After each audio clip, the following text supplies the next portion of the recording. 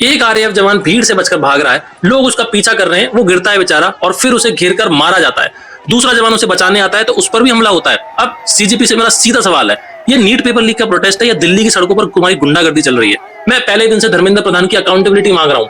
Paper leak हुआ है तो गवर्नमेंट जवाब दे, लेकिन इसका मतलब ये नहीं है कि यूनिफॉर्म में खड़े जवान को घेरकर पीटना एक्सेप्टेबल हो गया है। पुलिस से डिसएग्रीमेंट हो सकता है, पुलिस पर अटैक प्रोटेस्ट नहीं क्राइम है भैया। वायरल फुटेज रिपोर्टेडली एक आरएएफ पर्सनल को चेज और असॉल्ट होते दिखती है। रिपोर्ट्स के मुताबिक कुछ लोगों के हाथ में स्वॉर्ड्स और स्टिक्स भी नजर आती हैं। एफआईआर रजिस्टर हो चुकी है। दिल्ली पुलिस अब एआई कैमरा, सीसीटीवी और 250 से ज्यादा वीडियो से लोगों को आइडेंटिफाई कर रहा है। मैं किसी के चेहरे को देखकर ये डिसाइड नहीं करूंगा कि वो स्टूडेंट्स है या नहीं, लेकिन जो कंडक्ट वीडियो में दिख रहा है वो किसी जेन्युइन स्टूडेंट मूवमेंट का कंडक्ट नहीं है। स्टूडेंट आंसर शीट मांगता है, रिफॉर्म्स मांगता है, अकाउंटेबिलिटी मांगता है। तलवार, डंडा और पत्थर लेकर जवान को नहीं घेरता। मार्च से पहले स्टोन से भारी ट्रक की फुटेज भी सामने आई थी, लेकिन मैं झूठ बोलकर अपना आर्गुमेंट स्ट्रॉन्ग नहीं करूंगा। ट्रक किसने पार्क की अभी प्रूव नहीं हुआ है। सीजेपी ने उल्टा एलिगेशन लगाया था कि उन्हें फंसाने के लिए ये ट्रक रखी गई, इसलिए इन्वेस्टिगेशन को बताना होगा ट्रक किसकी थी, स्टोन्स किस पर्पस के लिए लाए गए थे और स्टोन पेल्टिंग करने वाले लोग कौन थे।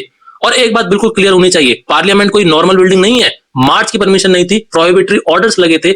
अगर कोई क्राउड बैरिकेड तोड़कर पार्लियामेंट की तरफ बढ़ेगा, सिक्योरिटी फोर्सेस को उसको रोकना ही पड़ेगा। फोर्स प्रोपोर्शनेट थी या नहीं उसकी जुडिशियल स्क्रूनिटी हो सकती है, लेकिन अनऑथराइज्ड क्राउड को पार्लियामेंट तक जाने देना नेशनल सिक्योरिटी ऑप्शन हो ही नहीं सकता। कनॉट प्लेस फैमिली के साथ जाने की जगह है, बैटलफील्ड नहीं। रोड्स ब्लॉक हो, मेट्रो स्टेशन बंद हो, शॉप्स और गवर्नमेंट व्हीकल डैमेज हो और एक आम आदमी घर से निकलने से पहले सोचे पता नहीं कहां क्राउड वायलेंट हो जाए। तो मूवमेंट ने सिर्फ गवर्नमेंट को डिस्टर्ब नहीं किया, उसने दिल्ली के ऑर्डिनरी सिटीजंस की लाइफ डिस्टर्ब की है। सीजेपी स्पोक्स पर्सन कह रहे हैं 20 जुलाई सिर्फ ट्रेलर था और बड़ा एजिटेशन होगा। तो सीजेपी जवाब दे, इस ट्रेलर में आरएएफ जवान क्यों पिटे, पब्लिक प्रॉपर्टी क्यों डैमेज हुई, वायलेंट ग्रुप्स को आइसोलेट करने के लिए मार्शल कहां थे और अगले प्रोटेस्ट में दिल्ली के सिटीजन की सेफ्टी की गारंटी कौन देगा। हर वायलेंस को पुलिस कॉन्स्पिरेसी बोल देना अकाउंटेबिलिटी नहीं है।